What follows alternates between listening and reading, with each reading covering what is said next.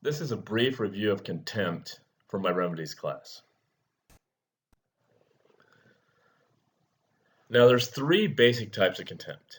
There's civil compensatory contempt, criminal contempt, and civil coercive contempt.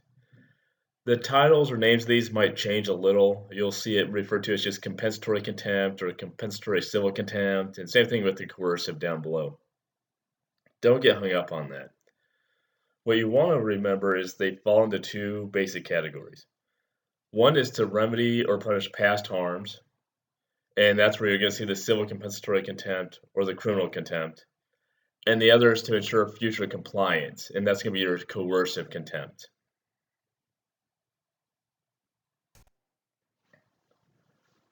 Civil compensatory contempt is going to result in a monetary judgment.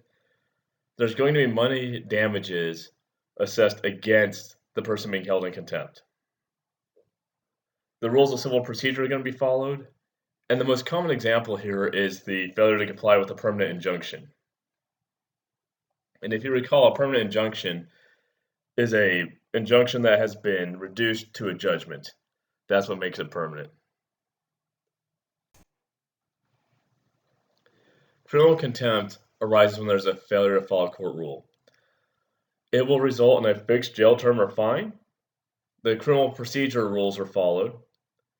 And a basic example is where you have a person acting up in court, disrupting the proceedings, and at that point the judge may hold them in contempt. They'll be taken back to a holding cell, and at a later time a hearing will be held following the criminal rules of procedure, resulting in either that fixed jail term or fine.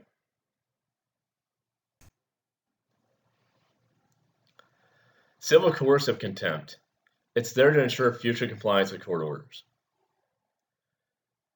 It may result in a fine or jail time until the contempt is cured.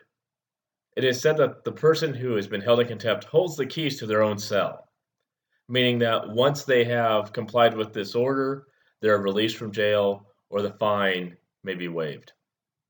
The rules of civil procedure are usually used in civil contempt proceedings because they're civil. However, since you're looking at the possible jail time and fine issue, the rules of criminal procedure might want to be consulted as well. A common example of this is where a court has ordered a person to contact all the people that she has defrauded. In that scenario, if she fails to do so, the court may incarcerate that person until such time as compliance is made.